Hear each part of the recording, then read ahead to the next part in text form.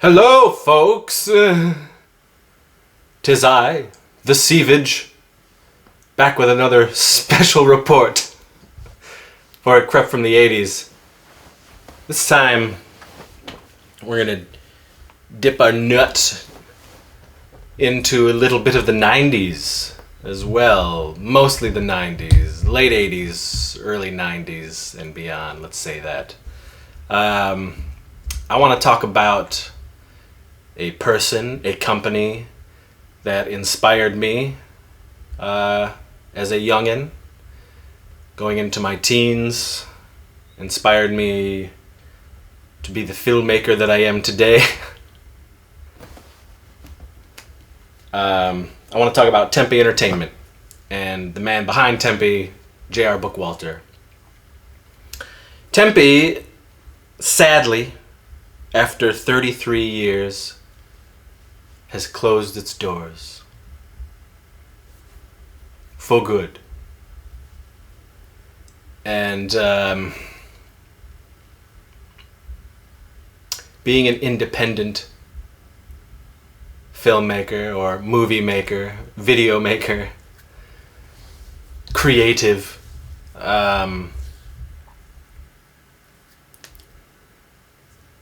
that's a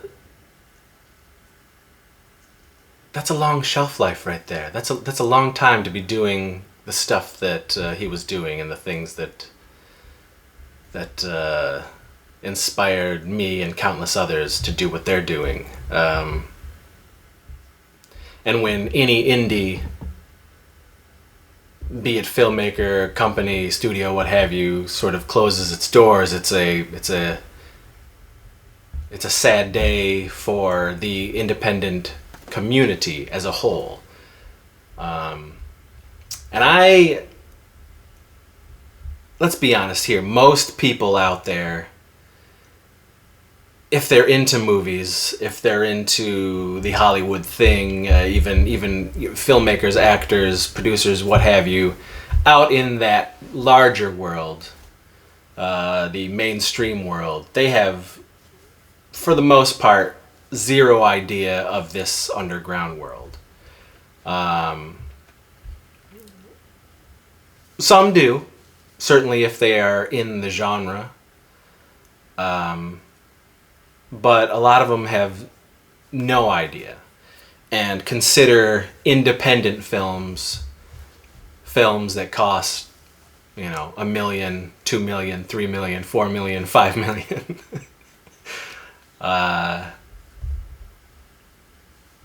And end up having some star power, still getting sort of play at certain big theaters around the country, certainly being chosen for the larger festivals and what have you. I'm talking about real, true, independent movie making.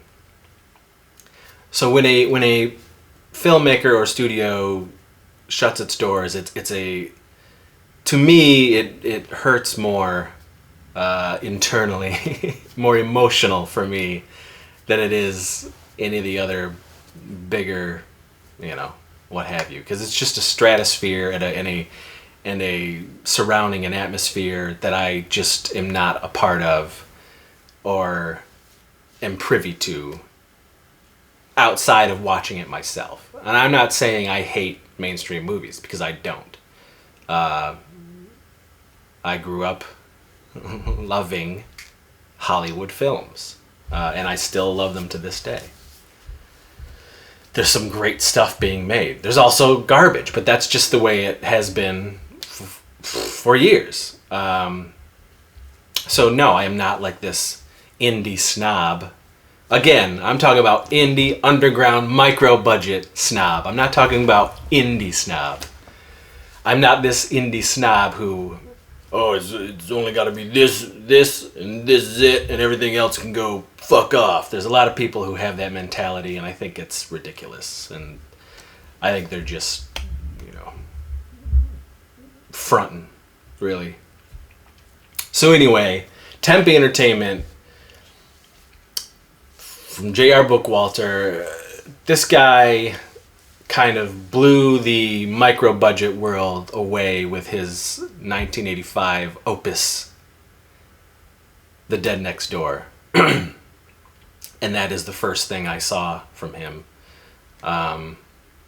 It took him, 4 or 5 years to get the movie complete and out for people to actually see. It is famous for having a very famous producer and people behind the scenes. Anybody who knows the story of Tempe, knows the story of JR, knows that Sam Raimi produced The Dead Next Door. Bruce Campbell helped make the film in several ways, not just his voiceover, but several ways. That whole team, Renaissance Pictures, was behind that film. Even more so than I thought reading JR's book. Being a filmmaker in the 90s and beyond, independent, low-budget filmmaker. The book is fascinating, it's incredible, it's inspiring, it's awesome. And so that movie, when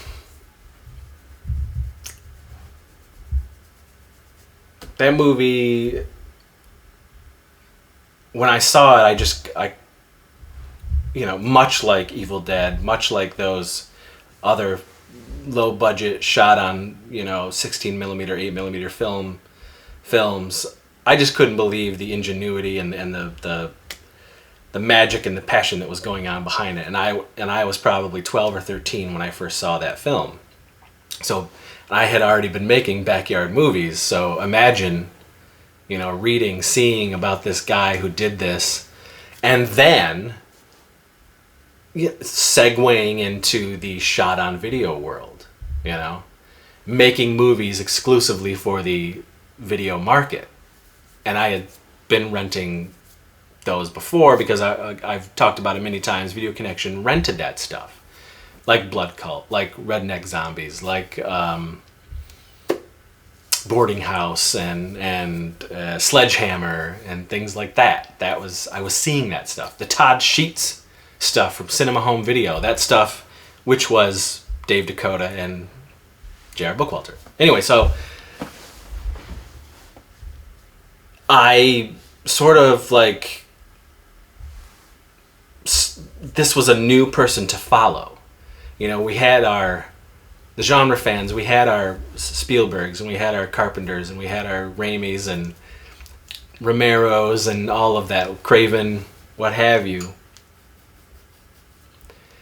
But in the underground world, I feel like, at least at that point, he was sort of the king of that, other than like Dave Dakota, maybe Fred Olen Ray, but they were even working higher than JR was. But just to see this kid do what he did, pulled off what he did, it reminded me very much, because at the same time I was seeing Peter Jackson, I was seeing Bad Taste, and following his career, because he essentially did the same thing. He spent 4 years to make Bad Taste. He had even a less crew than JR did, about 7-8 people working on Bad Taste for 4 years. And holy shit. I mean, Bad Taste is incredible.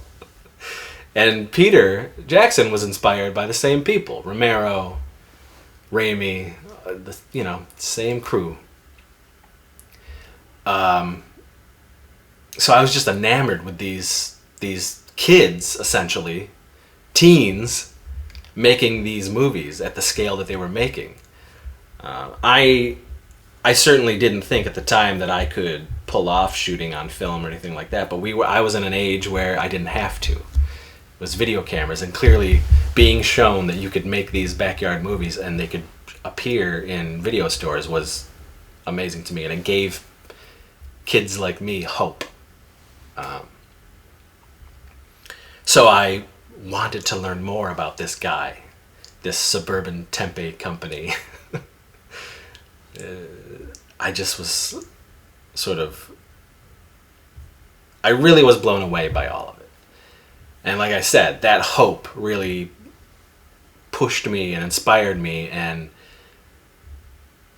sending away for the next tape or hoping upon hope, our store, our video connection was going to be able to rent these certain titles that were coming out through Dakota and J.R. Bookwalter. You know, I mean, Robot Ninja. That was still film, but it was direct to video. Again, it was just like, for me, it definitely was a, wow, now he's doing his own dark superhero movie. And it was dark. It was figuratively and literally for that first video release. But I mean, at that same time, we were getting the Dakota stuff, Cinema Home Video, Linnea Quigley's Horror Workout and things of that nature, Beasties and things like that. And then, you know, garbage like Kickboxer and Galaxy of the Dinosaurs and Zombie Cop and things like that. But I still was like eating it all up because it was all on video. And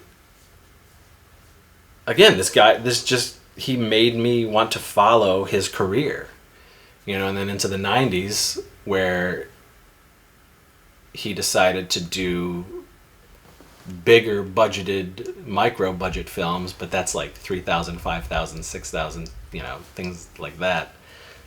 Giving us Ozone and Polymorph, movies like that, but also Bloodletting, and then still in the film days, Skinned Alive, all that stuff. It was all coming out, and it was all blowing my mind, giving me hope, pushing me forward to do these things. So, you know, late 80s, early 90s, JR was a big deal to me. Those films were a big deal to me. And then he went back to Full Moon. He had worked as an editor for Full Moon for a little while. Moved back and forth, LA, Ohio. And then started making JR movies for Charlie Band. And some of those are great, and some of them are not so great, just like any Full Moon film. But to me, when JR was starting to do the Full Moon stuff, it was also very like, oh my God, because Full Moon, as a youngster, was crazy. It was awesome to me. I was like, these movies look like they have some quality and some real filmmakers behind them, and they're just going direct to video. Working for Full Moon, certainly at the time, was like a giant deal. Seeing the progression of a filmmaker like that, being able to work for Full Moon, when Full Moon still was of quality, because they are not now, unfortunately, but they used to mean something. And I would dream of working for Full Moon. You know, I'm in my 40s now, and I'll probably never work for Full Moon, and maybe I wouldn't want to, certainly now, but back then I did. That was sort of a pinnacle for me, you know, Full Moon or Troma or anything like that. I think at an early age that I wasn't going to be able to break into more of the mainstream stuff. And I think that was okay to me, because I was enjoying the authenticity of these nobody filmmakers doing no budget movies, sort of on their own, and seeing what would happen. And so, you know, I would go about my years, my life, making movies, seeing more and more indie filmmakers pop up that inspired me, like Todd Sheets and certainly Todd Cook and the John McBrides and the Polonia brothers of the world. It was all happening. It was all swirling. At that point, I had started sort of making movies for Cemetery Cinema, Todd Cook's company out in Texas. But again, it was such a small scale, but it was still very, very cool. I was seeing anything that was coming out in mainstream and theaters, science fiction, fantasy, horror, all that stuff. Just living the life, doing what you do, but still, having that passion to make movies. And then Tempe and JR collided with me in the year 2000. Remember that? Conan used to do that. In the year 2000. So, in the year 2000, I made a movie called Malva Zombie Ass Kicker. And in 99 I got hooked up with Trauma, so that was a dream that was becoming a reality, just working with Trauma. Never worked for Trauma. There's a misconception, but I never worked for Trauma. So I did this movie, got hooked up with Debbie Rochon and Trent Haga thanks to Doug Sackman, and then Debbie Rochon and these people, these indie folk who I had known, were inspired by, were suddenly helping me out. So we made this Malva movie, and Debbie was cast in a full moon movie that JR was producing. It was a full moon / Tempe sort of co-production. And I had sent a screener VHS of Malva to Debbie. Trent was on it as well. Trent was working on the movie as well. And I didn't know that Debbie would be passing the tape along throughout the production, showing people Malva. I just really wanted her to see, what she thought and get her feedback. And from what I hear, people really thought it was funny and had a manic chaos to it and a wit and people responded to it. There was potential there, even at how chintzy and bad it was. And it got in the hands of JR. So JR, out of the blue, I guess through my correspondence with Debbie, out of the blue, there was a call at my cousin's dorm room because I was hanging out there in Buffalo, New York, and we were actually just making dumb stuff there and already sort of, I was coming up with what we were going to do next and things like that. And so JR calls and asks to speak with me. And so I'm talking to JR Bookwalter, and I'm kind of like, just as I was the previous year with Lloyd Kaufman and the Trauma team, I was just kind of dumbfounded that I was talking to these people, because they were huge to me.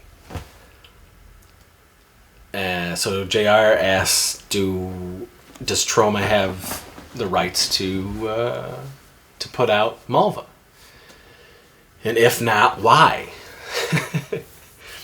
And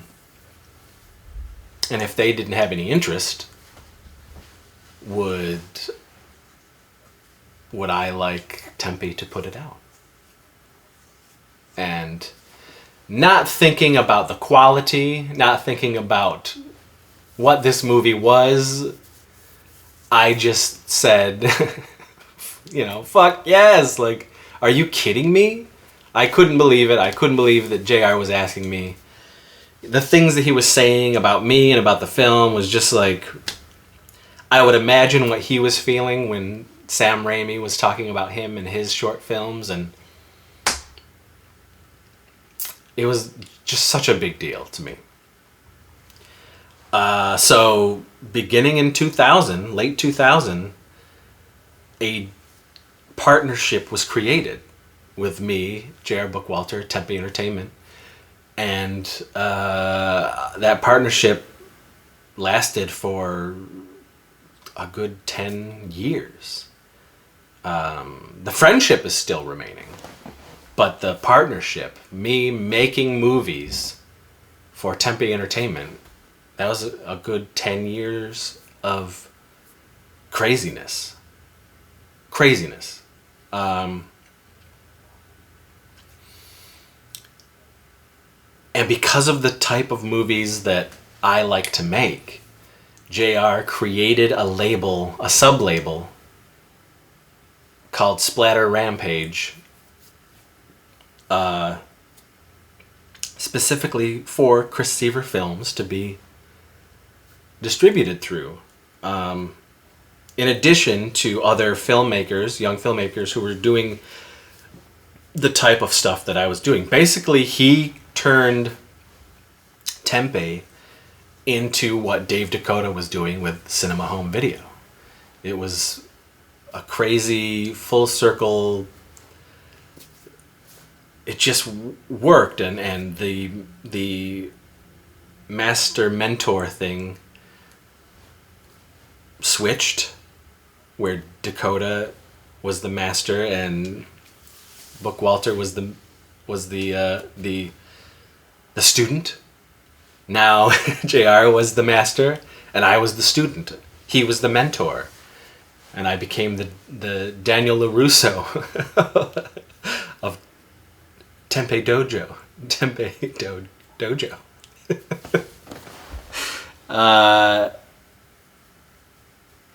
And it was incredible. I mean, it really was incredible. It was a time of immense creativity and motivation for me. And it was because JR thought there was something there. Some sort of... Whether I reminded him... whether I was like, he was seeing me, him through me, or whether it was he genuinely enjoyed the weirdness that I was bringing to the films. I don't know, but he saw something, and I'm forever grateful to JR. He will always be a part of my life, a huge part of my life, a part of my career, if you can call it that. I don't, but folks will.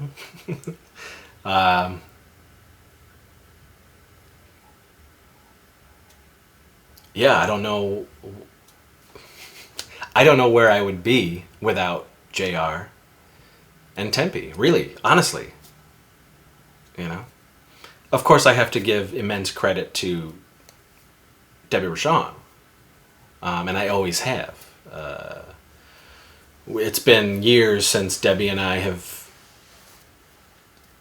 been in the same room together, but I still think of Debbie, and I still consider her a friend, and I consider her part of the extended family, and I consider her the reason why I have any sort of relationship with Tempe Entertainment, with J.R. Bookwalter.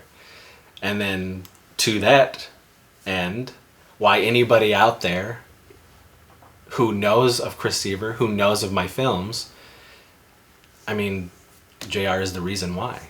So thank JR. Thank Tempe, folks. If it wasn't for him, you wouldn't know the glory of Teen Ape, or Mr. Bonejack, or any Leo DeChamp, any of that world. So it did hit me a little extra emotionally when JR said he was closing down. Now, it's not that JR had been making movies recently, but he was still such a fixture in my life, and he was very present in my life, and he was still very much releasing flicks. And there's still a part of me that hopes upon hope he will pick up a camera once again and make another movie. And truth be told, if JR ever said, will you make another movie for me? I absolutely would. If I got the chance to make a remake of a J.R. Bookwalter film, a sequel to a J.R. Bookwalter film, I absolutely would do it. And I just, I feel like even at 33 years old for Tempe Entertainment, the company, even that long, I feel like, but there's still life left in it, you know?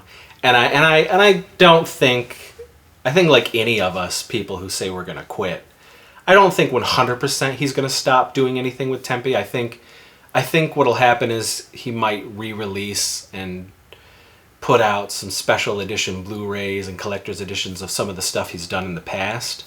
So there's still a glimmer of Tempe magic that is going to be out there for folks to consume and new folks to discover, which is a huge deal of why it's important for this stuff to still be circulating, because it's going to inspire the next group of low budget, no budget filmmakers, and that is exciting to me.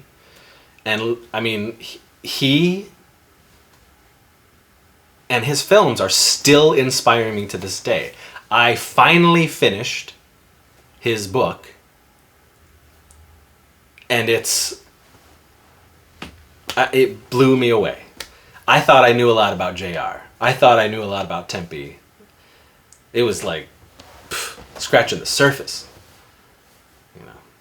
scratching the taint, and working your way up to the tip.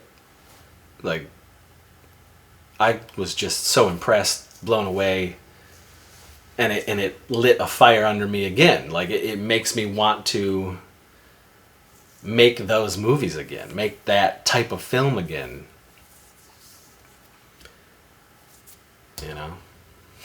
And we're living in a world that doesn't appreciate those types of films.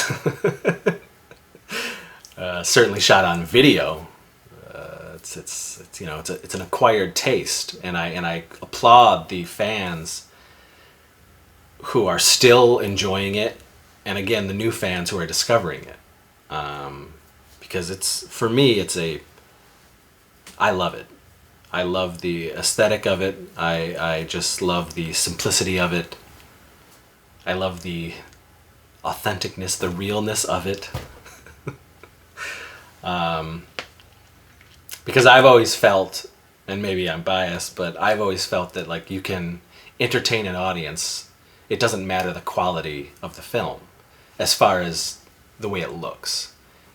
If you're getting across the story, if you're getting across characters that appeal to you, if you're making somebody laugh, cry, puke, angry, whatever, I believe that your job is being accomplished as a filmmaker, regardless of if it's shot on film, if it's shot on your phone, if it's shot on a VHS camcorder, whatever.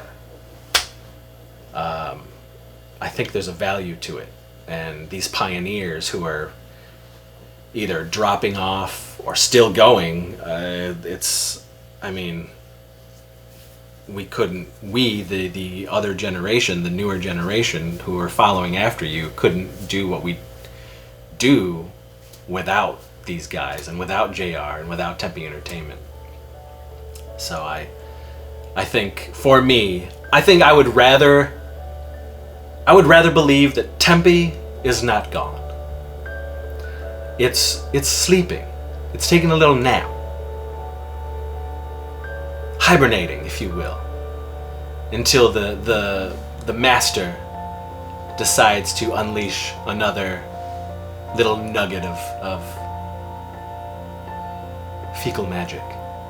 Whether it be re-release or whether it be putting finger to board once again, and JR gives us a new classic to enjoy.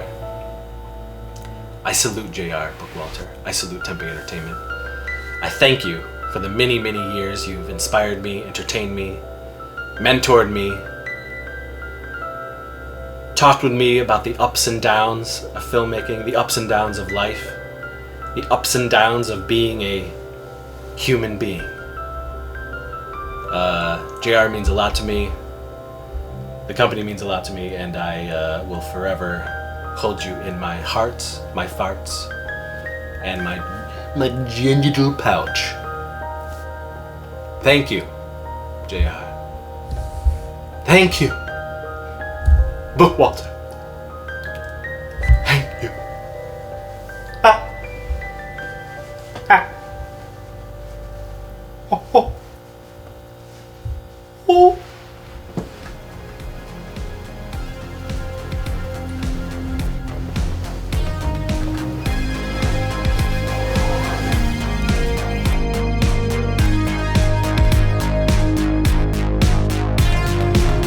But wait!